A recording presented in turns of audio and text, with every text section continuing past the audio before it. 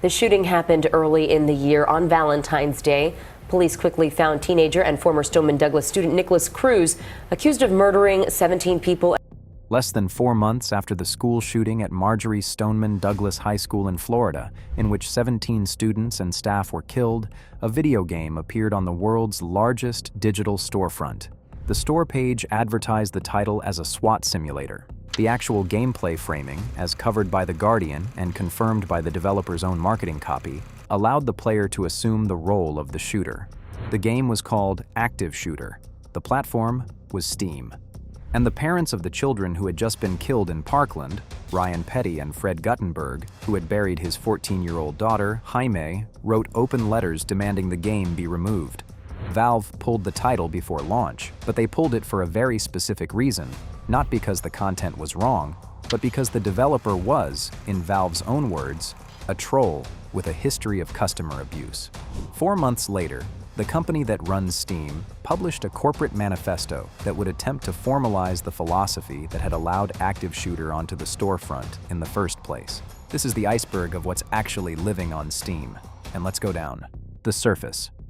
Steam, owned by Valve Corporation, controls approximately 74% of global PC digital game distribution. As of January 2026, the platform has hit an all-time peak of 42 million concurrent users. It hosts more than 117,000 titles. From January through November 2025, the storefront generated $16.2 billion in gross revenue. Until 2017, Valve operated a community curation system called Steam Greenlight, which let users vote on which games would be allowed onto the storefront. In 2017, Greenlight was retired. In its place came Steam Direct, a frictionless self-publishing system requiring a recoupable $100 fee, minimal automated checks, and effectively no editorial gatekeeping. This is the surface layer. It produced Big Rigs Over-the-Road Racing, a 2003 driving game so structurally broken that vehicles could drive in reverse at infinite speed and phase through walls. It produced Bad Rats, an intentionally awful physics puzzle that became an ironic gift culture on the platform. And it produced the saga of Digital Homicide Studios. In 2014, the YouTube critic Jim Sterling reviewed an asset flip game called The Slaughtering Grounds. The developers retaliated with DMCA takedown notices, then sued Sterling for $10.7 million. They subpoenaed Valve to unmask the identities of 100 anonymous Steam users who had left negative reviews, and filed a separate $18 million lawsuit against those 100 users. In October 2016, Valve removed Digital Homicide's entire catalog. Low-quality, often deliberately cynical content is not an anomaly on Steam. It is a foundational pillar of the storefront's economic architecture, the shadow markets. The second layer is the multi-billion-dollar gambling shadow economy that Steam built without ever meaning to. The mechanism is virtual cosmetic items called skins, purely decorative weapon and character finishes for Counter-Strike. Skins have no mechanical impact, but they have artificial scarcity, aesthetic appeal, and Valve's Open Trading API, which lets third-party bots automate inventory transfers between Steam accounts. The Washington State Gambling Commission characterized the situation directly. Skins, they said, function as simple units containing value, like poker chips. By 2016, an entire ecosystem of third-party casino sites had sprung up around the Steam economy. Estimates that year placed the total volume at approximately $5 billion wagered, much of it by underage users. Valve took a 15% transaction fee on every community market sale used to liquidate those skins back into Steam wallet balance. In October 2016, the Washington State Gambling Commission issued a cease and desist order. In September 2017, the FTC filed its first-ever enforcement action against social media influencers. Trevor Martin and Thomas Cassell, joint owners of CSGO Lotto. They had been posting videos to millions of subscribers with titles like How to Win $13,000 in 5 Minutes, failing to disclose their ownership of the casino. There is a parallel layer, the account theft economy. A user is phished. The attacker generates a Steam Web API key on the victim's account. Anytime the victim attempts a legitimate trade, the script intercepts it and instantly generates an identical fake trade to an impersonator bot. The high-value skins are gone permanently. And then there are loot boxes. In 2018, the Belgian Gaming Commission determined paid loot boxes constituted illegal gambling. The Netherlands issued a similar ruling. Valve was forced to disable case opening for users in both countries. The banned titles. The third tier is where the storefront's anything goes philosophy stops being abstract and starts colliding with reality. The friction had been building for years. The 2015 case of Hatred, a mass murder simulator originally removed from Greenlight, reinstated after Gabe Newell personally intervened, demonstrated that the storefront's ultimate authority was not a written rule, but the ad hoc judgment of one man in Bellevue. There was the long-running Postal series. There was the Greenlight-era softcore controversy, MILF. None had forced a structural reckoning. Active Shooter, in May 2018, did. After Valve pulled the title, the company's executive Eric Johnson published, in June and again in September 2018, a corporate blog post titled, "Who Gets to Be on the Steam Store?" The post is the load-bearing document for everything that follows. Valve, Johnson wrote, shouldn't be the ones deciding this, and the company's policy going forward would be to allow everything onto the Steam store, except for things that we decide are illegal or straight-up trolling. Almost immediately, Valve had to define what trolling meant. The ad hoc working definition was content designed to generate outrage and cause conflict through its existence. Applying that definition, Valve in June 2018 purged a cohort of deliberately offensive shock titles: AIDS Simulator, ISIS Simulator, Triggering Simulator. The implication was that the doctrine had teeth. And then in March 2019, a sole developer operating under the name Desk Plant submitted a visual novel called Rape Day. We're going to come back to that one. Hold the name. And now, back to the iceberg. The fourth layer concerns what happened after Valve formalized its content doctrine when the company tried to apply it to the explicit content visual novel industry. The result was a structural loophole that existed for almost 7 years. In May 2018, Valve issued sudden mass removal threats to the major Western publishers of Japanese visual novels. The community pointed out the obvious hypocrisy. Extreme violence was permitted on Steam without comment, while stylized sexual content was being threatened with mass purge. Valve reversed course. In September 2018, Negligee Love Stories became the first uncensored adult-only rated game explicitly approved. But the real loophole was the patch workaround. Publishers uploaded heavily censored versions to Steam while hosting third-party patches on affiliated storefronts. Users would download the censored game from Steam, then download the patch elsewhere, and the patch would inject the explicit content back into the local installation. From Valve's perspective, this was perfect deniability.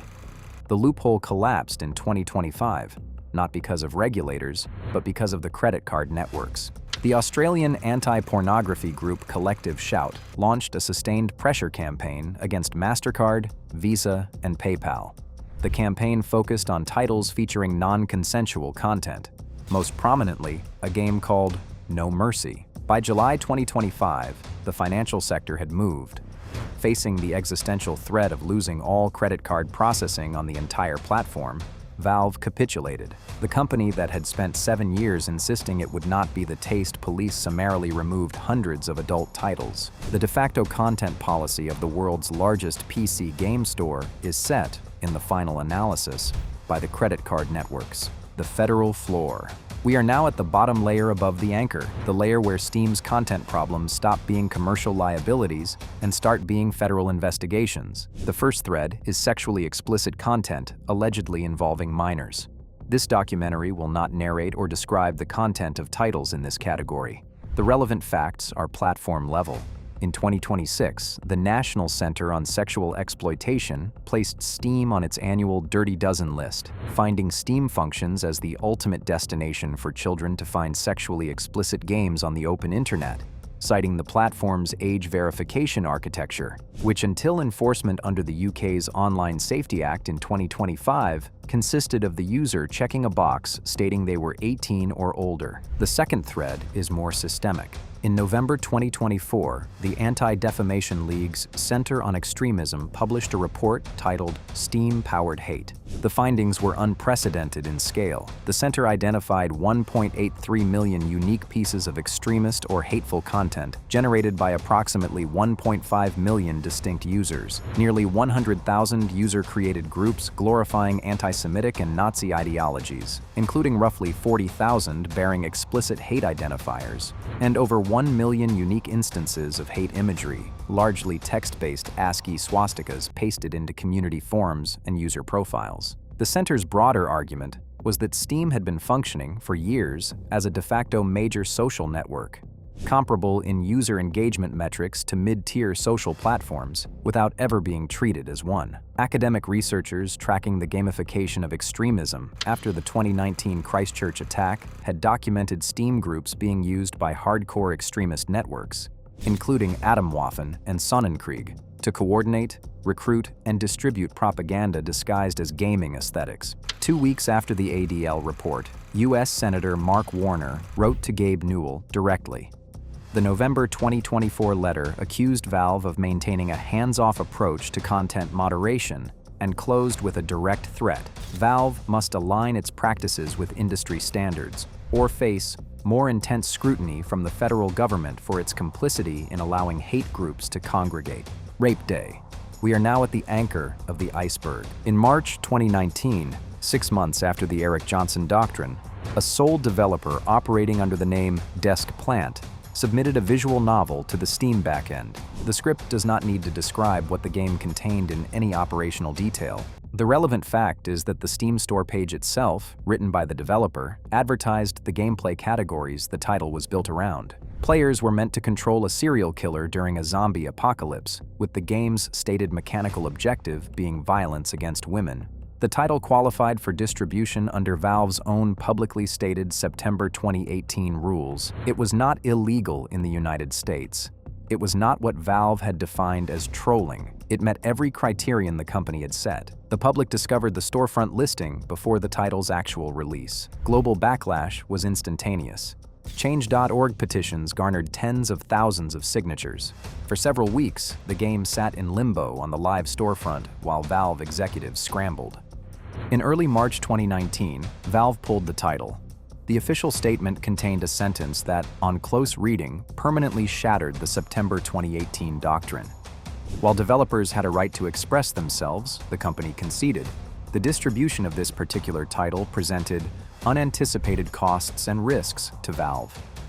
Desk Plant publicly criticized Valve as a reactionary company with no consistent policy, accurately pointing out that Steam had capitulated to public relations pressure rather than uphold its own libertarian manifesto. By designing a system that relied entirely on an automated binary of legal versus illegal, Valve had been forced to manually intervene the moment that binary collided with the abyss of legally permissible depravity. Curation is not a choice for a global digital marketplace. It is an operational inevitability. What runs underneath every layer of this iceberg is the regulatory architecture that has been forming around Steam for about a decade. In the European Union, the Digital Services Act designates platforms with over 45 million monthly EU users as very large online platforms, subjecting them to mandatory algorithmic transparency and fines up to 6% of global turnover. In the United Kingdom, the Online Safety Act forced Valve in August 2025 to implement age verification. In Australia, the Classification Board has issued refused classification rulings against multiple titles. To access China, Valve partnered with Perfect World to launch Steam China, a sanitized parallel version demonstrating that the company's anything goes doctrine evaporates whenever sufficient capital is at stake. The public perception of Steam is that it is a games store. The regulatory perception is increasingly that it is something else, a de facto social network with 132 million monthly users, a digital marketplace generating $16 billion a year, a platform whose moderation decisions are made, in the end, not by the company that runs it, but by the credit card networks that process its transactions and the regulators that have begun, finally, to treat it as the institution it has been all along. Eric Johnson wrote, in 2018, that the Steam store is going to contain something that you hate and don't think should exist. The 8 years since suggest that what the store contains is not the failure of his doctrine. The store containing it was the doctrine.